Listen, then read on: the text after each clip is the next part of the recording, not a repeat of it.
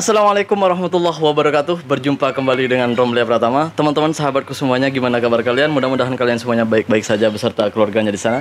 Teman-teman sahabatku semuanya, buat kalian yang baru gabung, yang baru nonton video ini, silahkan di-subscribe dulu, di-like dan di-komen buat Mas Farhan dengan Mas Iki, karena gue sekarang kedatangan ini YouTuber terkenal ini semuanya.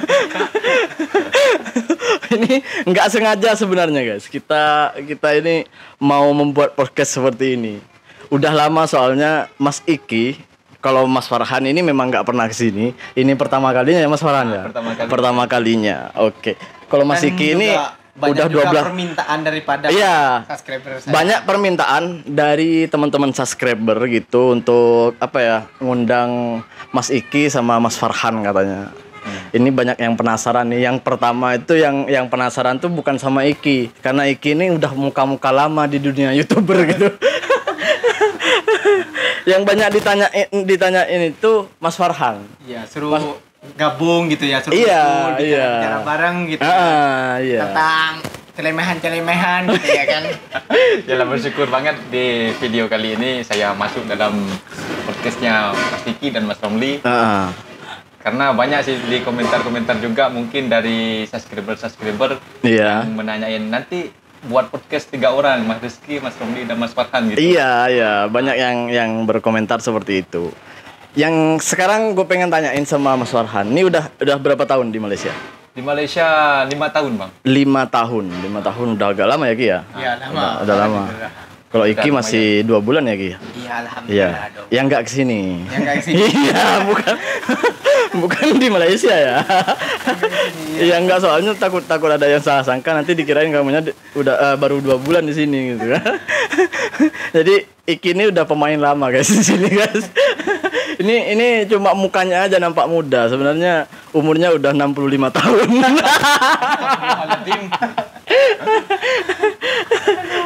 Oke, oh iya, gue sampai lupa Gi. Gimana kabarnya Gi? Alhamdulillah lumayan baik. Ada baiknya, ada buruknya juga. Kok lumayan Gi? Ya, lumayan. Kenapa nggak baik gitu? Iya, dibilang baik, ya alhamdulillah. Dibilang enggak, ada juga kayak gitu loh. Ya. Oke, Mas Farhan. Alhamdulillah Mas. Gimana di YouTube tuh gimana?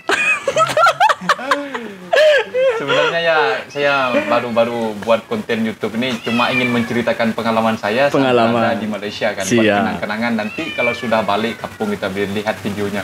Tapi banyak netizen yang menghujat, wah, yang tidak setuju dengan pernyataan itu ya. Yang tidak setuju dengan kemajuan di negara Malaysia. Iya. Sebenarnya bukan nggak setuju dengan kemajuannya ya. Kebanyakan netizen kita itu nggak setuju dengan cerita kita gitu.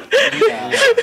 Padahal itu kan real kan. Iya, fakta. Sepertinya kan kalau video kita dilihat oleh Bapak menteri-menteri di Indonesia, setidaknya dia bisa menyontoh pemerintah lah gitu ya. Iya.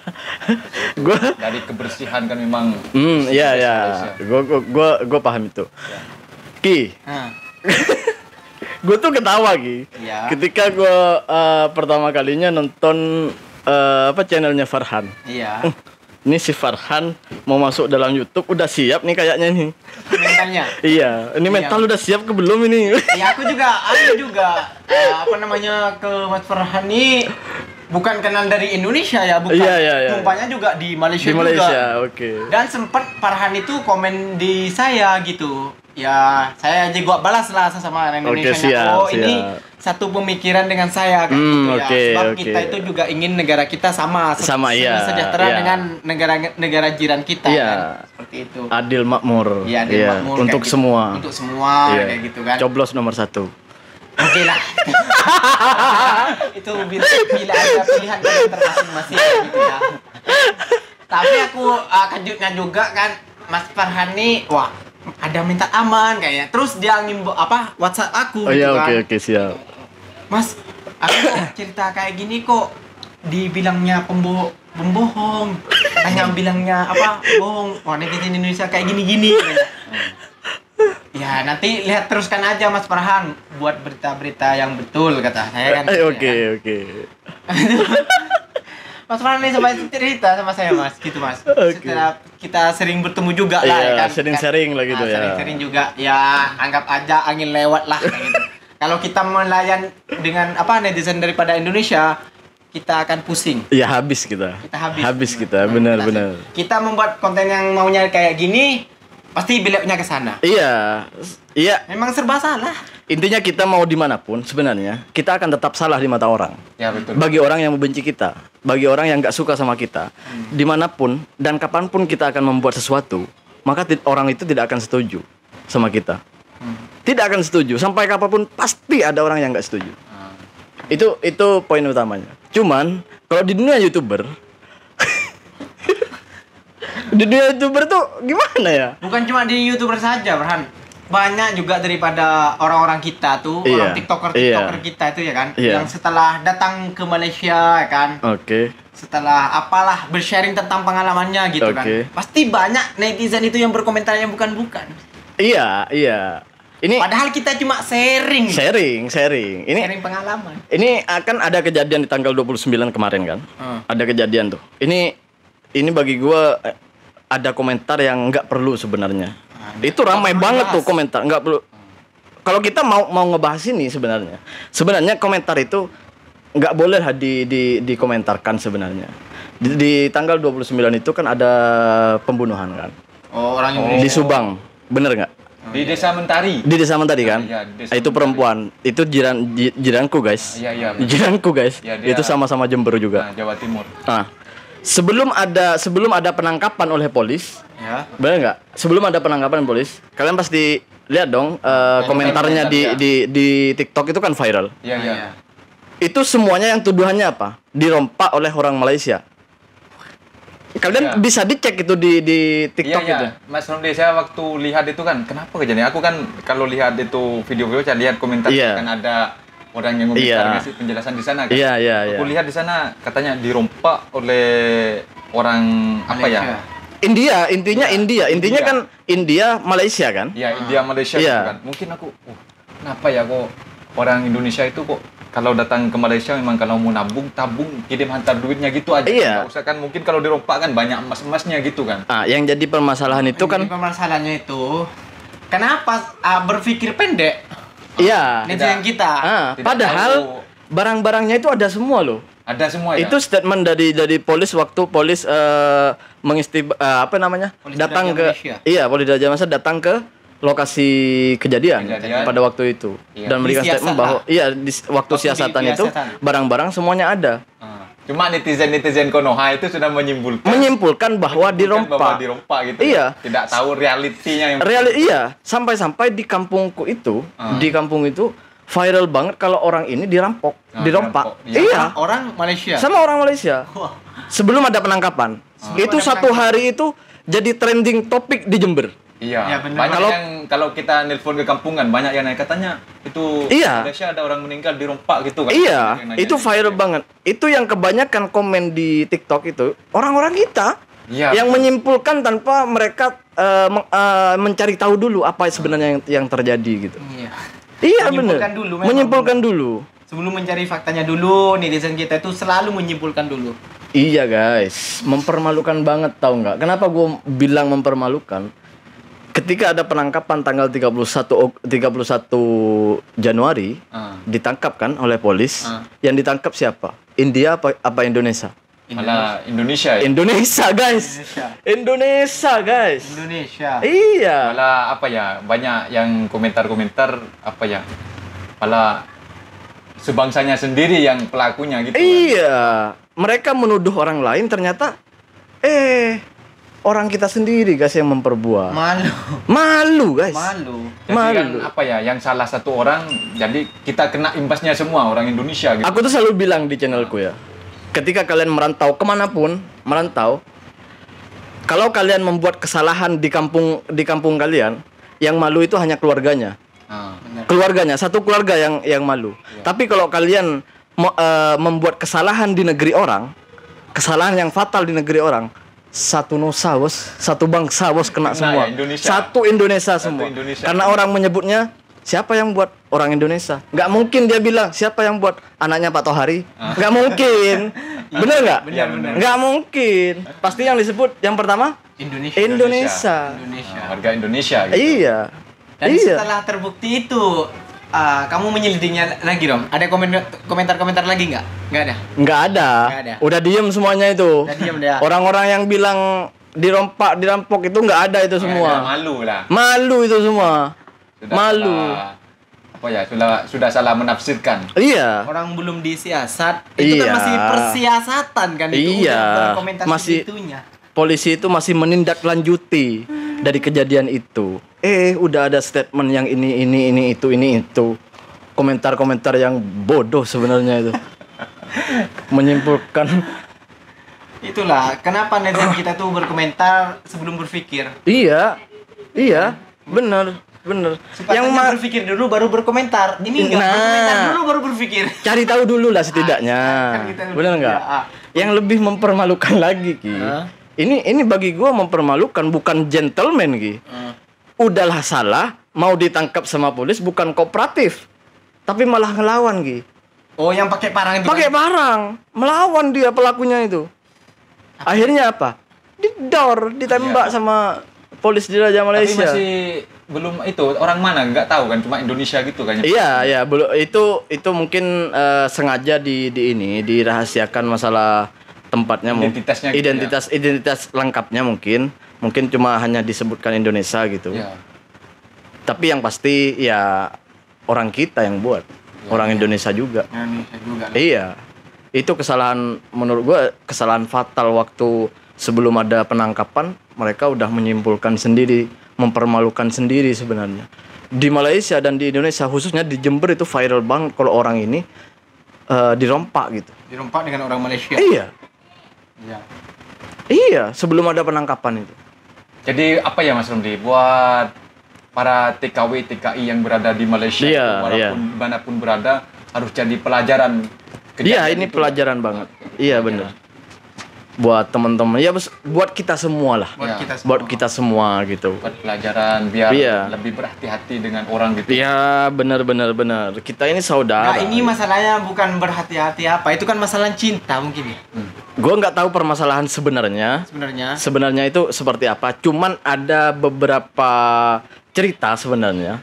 Ada yang satu cerita katanya ini mengaku temannya, katanya itu masalah cinta. Masalah cinta. Iya, cemburu.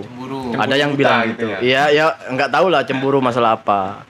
Yang pasti masalah ada yang bercerita masalah cinta. Ada yang satu cerita masalah kerjaan. Nih gue nggak tahu juga sebenarnya itu yang terjadi sebelum kejadian itu apa. Tapi yang pasti yang bisa kita petik dari sini, ya jangan gampang menyimpulkan sesuatu yang belum diketahui. Ya bagi siapapun itu. Benar nggak? Ini pelajaran juga buat kita. Itu yang pertama. Yang kedua, ini negeri orang, Bos. Yang harus kita hormati undang-undangnya. Yang harus kita patuhi undang-undangnya. Seperti karena setiap negara tuh pasti ada undang-undang termasuk tertentu. Iya. Ya kan? Iya benar. Kenapa sampai ada statement itu hari ada juga Mas ya mungkin dari banyak juga dari warga kita yang nggak terima. Pernah viral banget tuh di Malaysia juga Mas. Tentang seorang ustadz ya kan. Ustadz Sofyan. Oh iya. Ada yang nggak terima dari orang-orang kita kan. Orang-orang kita sampai masuk ke live-nya kan. Sampai masuk ke live-nya terus mengatakan yang bukan gitu. Iya. Tapi Ustadz Sofyan itu terbaik lah karena dia demi membela negaranya. Oke, sekarang gini, biar adil kita kasih tanggapan satu-satu. Oke. Dari Mas Farhan, tanggapannya tentang Ustadz Sofyan. Kalau menurut Mas Farhan sih Ustadz Sofyan itu menurut aku ya terbaik lah. Seperti kalau di Indonesia itu ada tim 212 itu kan di Jakarta itu yang sempat dibubarkan untuk membela negara dan agama. Iya. Jadi Ustadz Sofyan itu banyak yang mengatakan terbaik lah. Sekarang Iki. Kalau menurut saya sih memang patut lah. Kenapa? Karena Ustadz Sofyan ini kan negaranya kan punya undang-undang. Iya. Terus warga asing ataupun parti yang masuk dengan secara ilegal ini kan biasanya kalau kita masuk secara resmi kan setiap tahunnya tuh kan membayar kompor ke negara. Benar. Dan parti ini kan kebanyakannya berapa tahun itu tidak membayar ke negara. Iya, bukan berapa tahun, nggak bayar sama sekali. Iya, nggak bayar. Dan kegeramannya Ustadz Sofyan itu terpuncak saat warga asing ini yang besar kepala kayak gitu, belaga gitu. Biasanya permitnya untuk dibuat bekerja malah dibuat apa? Berniaga. Iya, berniaga. Kan aturannya tahu sendiri kan Ustadz Sofyan tuh membongkar apa tentang apa, minyak tentang itu subsidi kan, minyak untuk subsidi, rakyat Malaysia. Mungkin seperti itulah. Tapi yang tidak tepatnya mungkin kebanyakan daripada kita tuh yang saudara-saudara kita tuh yang ilegal itu yang nggak terima dikatain itulah. Iya. B. Kalau ini menurut saya menurut saya pribadi. Di Indonesia itu kan kurang sebenarnya pelaku-pelaku yang berani seperti Ustadz Sofyan. Benar nggak? Benar. Kurang sekarang. Kalau dulu pada tahun 1998 itu gue kagum dengan mereka aktivis. Kalau di Indonesia itu aktivis membela untuk rakyat. Mereka dari rakyat tapi membelanya untuk rakyat. Sebenarnya yang membela untuk rakyat ini yang sebenarnya yaitu pejabat. Karena mereka dipilih oleh kita, dibayar oleh kita, makanya sebenarnya jalan yang sebenarnya itu mereka membela kita. Tapi sekarang karena kita kalau di Indonesia ini yang gue ceritakan ya. Karena kita orang di pejabat sana nggak mau membela kita, maka terpaksa kita membela diri, membela masyarakat. Dengan cara apa? Membuat sesuatu yaitu aktivis. Kalau di Indonesia aktivis. Di Malaysia gue nggak tahu sebutannya apa itu. Kalau nggak salah tim surplus. Ya kalau tim sukses. Bukan. Ini bukan mau calon presiden tim sukses. Enggak, pokoknya kalau di Indonesia itu yang pernah terkenal untuk membela untuk menegakkan kebenaran itu kayak 212. Iya. Kalau di Malaysia ya Ustadz Sofyan ini karena yang viral itu kenapa banyak orang yang mengecam Ustadz Sofyan itu terutamanya dari saudara-saudara kita. Itu kan ada yang masuk ke live-nya juga yang marah-marah sama Ustadz Sofyan. Mungkin gitu. Yang nggak terima itu Mas, mungkin yang betul-betul yang pendatang haram. Kalau kita apa ya? Yang pertama itu, iya. Kita kan datang di sini secara resmi, kita lihat kontennya dia, dilihat. Iya. Kita biasa-biasa aja. Dia kan biasa-biasa aja. Ustadz Sofyan tuh tidak mengatakan Indonesia loh. Yang pertama dia nggak menyebutkan negara. Nggak menyebutkan negara. Semua warga asing. Pati. Pendatang asing tanpa izin. Itu memang udah biasa disebut dan memang diharamkan oleh kerajaan Malaysia. Itu memang diharamkan. Pati ini memang diharamkan. Pendatang haram kata. Kenapa disebut pendatang haram? Karena memang diharamkan gitu. Karena tidak sesuai dengan prosedur yang telah disepakati oleh dua-dua negara antara Indonesia dengan Malaysia. Artinya apa? Malaysia ini punya undang-undang yang harus kita patuhi. Betul. Benar nggak? Bahkan di Malaysia ini kerajaan Malaysia sudah membuka rekalibrasi lebar-lebar ya. Itu sangat lebar banget. Lebar banget. Baik apa coba? Memberikan kesempatan kita bagi orang-orang yang pati untuk membuat membuat permit. Ikut program rekalibrasi. Iya. Apa itu kurang bagus programnya gitu. Hanya yang dari RTK ini yang pengen gue komplain itu bukan dari kerajaan Malaysia, bukan dari kerajaan Malaysia. Yang pengen gue komplain itu dari negaraku sendiri, guys.